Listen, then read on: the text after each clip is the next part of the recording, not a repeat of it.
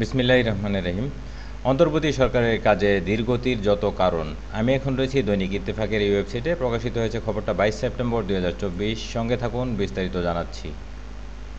বাংলাদেশে ক্ষমতাচ্যুত আওয়ামী লীগ সরকারের গত দেড় দশকের শাসনামলে জনপ্রশাসনে অনুমোদিত সংখ্যার চেয়ে প্রায় দেড় গুণ বেশি কর্মকর্তাকে পদোন্নতি দিয়ে জ্যেষ্ঠ সচিব ও সচিব করা হয়েছে। অতিরিক্ত সচিব ও যুগ্ম সচিব পদের ক্ষেত্রে এই সংখ্যা 2 গুণ ছাড়িয়ে গেছে। এতে অতিরিক্ত কর্মকর্তাদের বেতন বাড়া বাবদ একদিকে প্রশাসনিক ব্যয় যেমন হু হু করে বেড়েছে, তেমনি অনেক ক্ষেত্রে নিয়মনীতির তোয়াক্কা না করে রাজনৈতিক বিবেচনায় পদোন্নতি দেওয়ায় বাকি কর্মকর্তাদের মধ্যে ক্ষোভ সৃষ্টি হয়েছে। গত 8 আগস্ট অন্তর্বর্তী সরকার ক্ষমতা গ্রহণের পর বিক্ষুব্ধ কর্মকর্তারা সামনে আসতে শুরু করেছে। পদোন্নতি পদায়নের দাবিতে অনেকে বিক্ষোভ করছেন। এমনকি বিষয়টিকে কেন্দ্র করে সচিবালয়ে কর্মকর্তাদের মধ্যে হাতাহাতির মতো ঘটনাও ঘটতে দেখা গেছে। একই সঙ্গে শেখ হাসিনা সরকারের সময় গুরুত্বপূর্ণ দায়িত্ব পাওয়া কর্মকর্তাদের সরিয়ে সেখানে নতুন মুখ আনতেও দেখা যাচ্ছে। ফলে মাথাভারী প্রশাসনের মাথা আগামীতে আরও ভারী হতে যাচ্ছে কিনা সেই প্রশ্নও উঠেছে। এর মধ্যেই আবার অভিযোগ পাওয়া যাচ্ছে, আওয়ামী লীগ আমলে সুবিধা পাওয়া কর্মকর্তাদের কেউ কেউ নতুন সরকারকে সহযোগিতা করছে না। সব মিলিয়ে ক্ষমতা বদলের 1.5 মাস পরেও প্রশাসনে এক ধরনের অস্থিরতা ও সরকারি কাজে ধীরগতি দেখা যাচ্ছে, যা নিয়ে বেশ বেকায়দায় পড়েছেন অধ্যাপক ডক্টর মোহাম্মদ ইউনূসের সরকার। কর্মকর্তাদের বাড়ে ভারসাম্যহীন প্রশাসন। কাঠামোগত দিক থেকে বাংলাদেশের জনপ্রশাসন অনেকটা পিরামিডের মতো হওয়ার কথা বলে জানাচ্ছেন সাবেক আমলারা। অর্থাৎ প্রশাসনের মাথার দিকে জনবল কম থাকবে এবং নিচের দিকে বেশি থাকবে, যা দেখতে অনেকটা মিশরের পিরামিডের মতো। বিবিসি বাংলাকে বলেছিলেন সাবেক সচিব আবু আলম মোহাম্মদ শহীদ খান। অথচ এখন সেটির উল্টো চিত্র দেখা যাচ্ছে। সরকারি কর্মচারী ব্যবস্থাপনা পদ্ধতির জিইএমএস তথ্যানুসারে জনপ্রশাসনে নিয়মিত সচিবের পদ সংখ্যা 60টি। কিন্তু বিগত আওয়ামী লীগ সরকারের সময় সেটি বাড়তে বাড়তে 82টিতে উন্নতি হয়। অন্তর্বর্তী সরকার ক্ষমতায় বসার পর আগের অনেক কিছু চুক্তিভিত্তিক নিয়োগ বাতিল করার পাশাপাশি বেশ কয়েকজন সচিবকে বাধ্যতামূলক অবসরে পাঠানো হয়েছে। এছাড়া বিশেষ ভারপ্রাপ্ত কর্মকর্তা বা ইউএসডিও করা হয়েছে কিছু কর্মকর্তাকে। এতে সচিবের সংখ্যা কিছুটা কমে এখন 74টিতে নেমে এসেছে। অন্যদিকে জনপ্রশাসনে অতিরিক্ত সচিবের অনুমোদিত পদের সংখ্যা 212টি রাখা হলেও এখন কাজ করছেন দ্বিগুণের বেশি কর্মকর্তা। সরকারি কর্মচারী ব্যবস্থাপনা পদ্ধতির জিইএমএস হিসেবে বর্তমানে কর্মরত অতিরিক্ত সচিবের সংখ্যা প্রায় 546 জন। এছাড়া একই অবস্থা দেখা যাচ্ছে যুগ্ম সচিব পদটির ক্ষেত্রেও।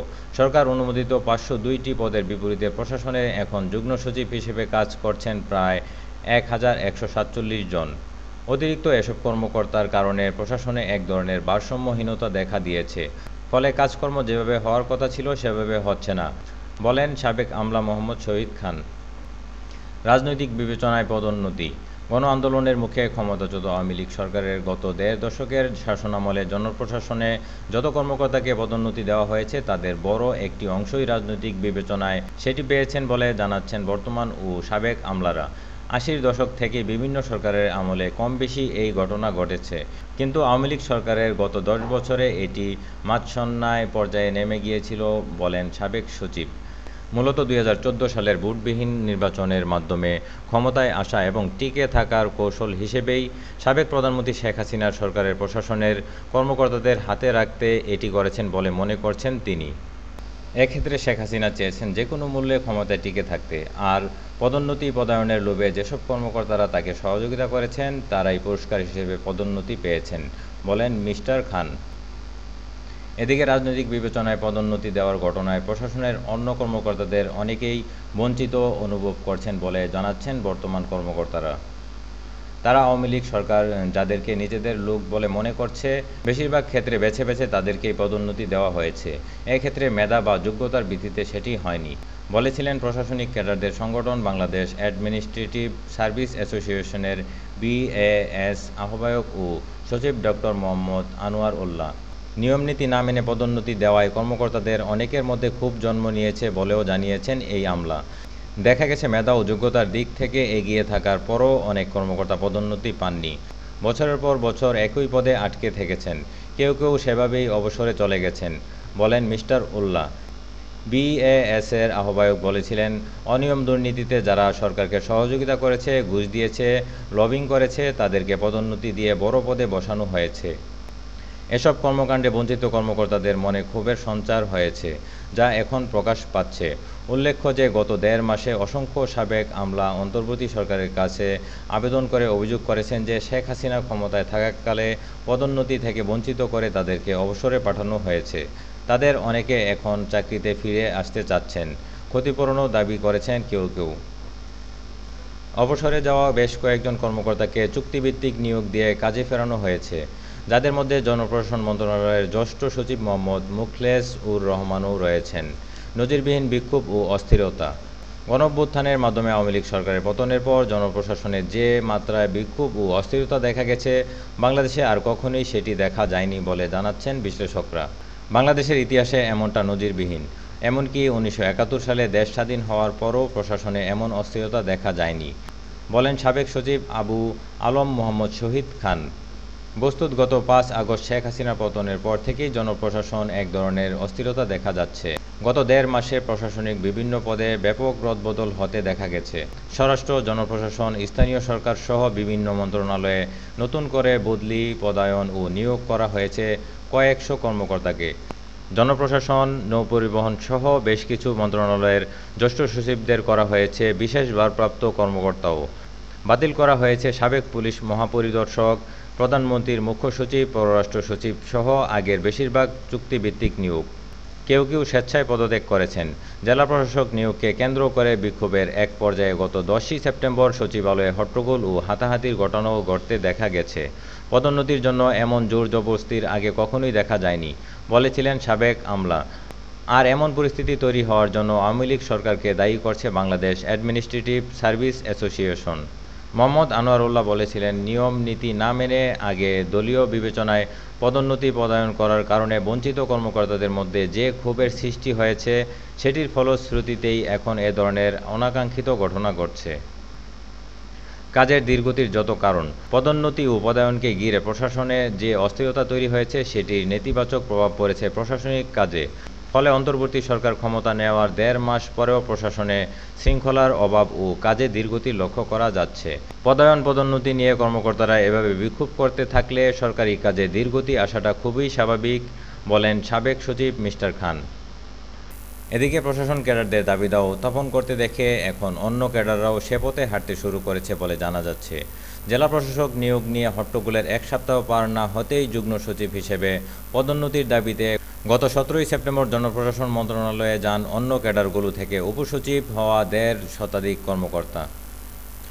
অন্যদিকে সরকারি কর্মকর্তা-কর্মচারীদের একটি অংশ নতুন সরকারকে সহযোগিতা করছে না বলে অভিযোগ তুলছে বৈষম্যবিরোধী ছাত্র আন্দোলন। সরকারের দায়িত্বশীল ব্যক্তিরাও অবশ্য বিষয়টি স্বীকার করছে। অল্প কিছু কর্মকর্তা ছাড়া বাকি সবাই সরকারকে সহযোগিতা করছেন, বলেন অন্তর্বর্তী সরকারের উপদেষ্টা আলী ইমাম মজুমদার। কিন্তু ওই কর্মকর্তারা আসলে কারা? আগের সরকারের সময় যারা অনিয়ম ও অনৈতিকভাবে সুবিধা নিয়েছেন, বিভিন্ন পদে বসেছেন, তারাই মূলত এখন সরকারকে সহযোগিতা করার ক্ষেত্রে অনাগ্রহ দেখাচ্ছেন, বলছিলেন বাংলাদেশ অ্যাডমিনিস্ট্রেটিভ সার্ভিস অ্যাসোসিয়েশনের আহ্বায়ক মিস্টার উল্লাহ। এছাড়া প্রশাসনের কর্মকর্তা-কর্মচারীদের মধ্যে যারা দুর্নীতিবাজ এবং অল্প কয়েক মাসের মধ্যে যারা অবসরে চলে যাবেন, তাদের অনেকে গুরুত্ব দিয়ে কাজ করছেন না বলেও জানিয়েছেন সরকারের উচ্চ পর্যায়ের এই কর্মকর্তা। সব মিলিয়ে প্রশাসনে এখন যে অবস্থা দাঁড়িয়েছে, সেটি সমাধান করে কাজে গতি ফেরাতে না পারলে নতুন সরকার ভাবমূর্তি সংকটে পড়তে পারে বলে আশঙ্কা করছেন বিশ্লেষকরা। বিভিন্ন ক্ষেত্রে পরিবর্তন আনার জন্য এ সরকার যেসব উদ্যোগ নিচ্ছে, সেগুলো দৃশ্যমান করে তোলার জন্যই প্রশাসনে অস্থিরতা থামানো জরুরি। বেশি দিন এই অস্থিরতা চলতে থাকলে সরকার ইমেজ সংকটে পড়তে পারে, বলছিলেন সাবেক সচিব আবু আলম মোহাম্মদ শহীদ খান। মেধা ও অর্থের অপচয়। সচিব, অতিরিক্ত সচিব, যুগ্ম সচিব সহ প্রশাসনের শীর্ষ পদগুলোতে প্রয়োজনের অতিরিক্ত জনবল রাখার ফলে সরকারি অর্থের বাড়তি খরচ হচ্ছে বলে জানিয়েছেন বিশ্লেষকরা। মূলত পদোন্নতি পাওয়ার সঙ্গে সঙ্গে সরকারি একজন কর্মকর্তার মূল বেতন যেমন বাড়ে, তেমন বাড়ি ভাড়া, চিকিৎসা ভাতা, ভ্রমণ ভাতা, আপ্যায়ন ভাতা ইত্যাদি নানান সুযোগ সুবিধাও বৃদ্ধি পায়। ফলে প্রতিটি পদোন্নতির সঙ্গে সঙ্গে সরকারের ব্যয় বেড়ে যায়। কাজেই প্রয়োজনের অতিরিক্ত পদোন্নতি দেওয়া মানেই জনগণের করের টাকার অপচয়, বিবিসি বাংলাকে বলেছিলেন প্রশাসনিক ক্যাডারদের সংগঠন বিএএস-এর আহ্বায়ক মিস্টার উল্লাহ। অর্থ বিভাগের হিসেবে গত এক দশকে রাষ্ট্রের কর্মকর্তা-কর্মচারীদের বেতন ভাতার সরকারের ব্যয় প্রায় আড়াই গুণের বেশি বৃদ্ধি পেয়েছে। 2014-15 বছরের সরকারি চাকরিজীবীদের বেতন ভাতার ব্যয় হয়েছিল প্রায় 28,820 কোটি টাকা। 10 বছর পর অর্থাৎ 2024-25 অর্থবছরের বাজেটে সেটি বাড়িয়ে এই খাতে বরাদ্দ রাখা হয়েছে 81,580 কোটি টাকা। এর মধ্যে ভাতা বাদে কেবল কর্মকর্তাদের বেতনের জন্যই খরচ ধরা হয়েছে 12,758 কোটি টাকা। অন্যদিকে অপ্রয়োজনীয়ভাবে পদোন্নতি দেওয়ার কারণে মেধারও অপচয় হচ্ছে। এক্ষেত্রে একই পদে একাধিক লোক থাকায় অনেকের মেধা অনুযায়ী কাজ পাচ্ছেন না বলে জানা যাচ্ছে।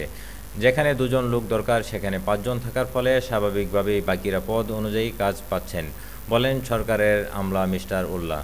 আবার বরাদ্দের চেয়ে সংখ্যা বেশি হওয়ায় অফিস কক্ষ সহ নানান সুযোগ সুবিধা ভাগাভাগি করতে হচ্ছে, যার ফলে মাঝে মধ্যে বিড়ম্বনা সৃষ্টি হচ্ছে বলেও জানিয়েছেন কর্মকর্তারা। এর বাইরে দেখা যাচ্ছে রাজনৈতিক বিবেচনায় নিয়োগ ও পদোন্নতি পাওয়া কর্মকর্তাদের অনেকে সরকার বদলের পর ওএসডি হচ্ছেন। আর ওএসডি করার পর সাধারণত তাকে কাজ বা দায়িত্ব দেওয়া হয় না, কিন্তু বেতন ভাতা দেওয়া হয়, ফলে এটিও সরকারি অর্থ ও মেধার অপচয়, বলেন সাবেক সচিব। দায় কার? মাতাবাড়ি প্রশাসনের কারণে রাষ্ট্রের অর্থ ও মেধার অপচয়ের পাশাপাশি প্রশাসনিক কার্যক্রমে যত জটিলতা সৃষ্টি হচ্ছে সেটার জন্য দেশের রাজনৈতিক সংস্কৃতিকেই প্রধানত দায়ী করছেন বর্তমান ও সাবেক আমলারা। বর্তমানে পরিস্থিতি যে পর্যায়ে গেছে সেটার জন্য প্রধানত রাজনৈতিক দলগুলোই দায়ী। কারণ প্রতিটি সরকারি কম বেশি রাষ্ট্রের কর্মকর্তা কর্মচারীদের নিজেদের স্বার্থে ব্যবহার করার চেষ্টা করেছেন, বলেছিলেন সাবেক সচিব মিস্টার খান। তবে এর পেছনে কর্মকর্তাদেরও দায় রয়েছে বলে মনে করেন তিনি। পদোন্নতি পদায়নের লোভে কর্মকর্তারাও ক্ষমতাসীনদের সঙ্গে হাত মেলাচ্ছেন, ফলে দুপক্ষেরই দায় রয়েছে, বলেন মিস্টার খান। উল্লেখ্য যে বাংলাদেশের গত 3টি বিতর্কিত জাতীয় নির্বাচন অনুষ্ঠানের মাধ্যমে আওয়ামী লীগকে রাষ্ট্র ক্ষমতা টিকিয়ে রাখার ক্ষেত্রে সরকারি কর্মকর্তারা অন্যতম প্রধান ভূমিকা পালন করেছেন বলে মনে করেন অনেকে। যারা এই কাজে সরাসরি ভূমিকা রেখেছেন তাদেরকে বড় পদোন্নতি পদায়ন দিয়ে পুরস্কৃত করা হয়েছে বলে জানা যাচ্ছে।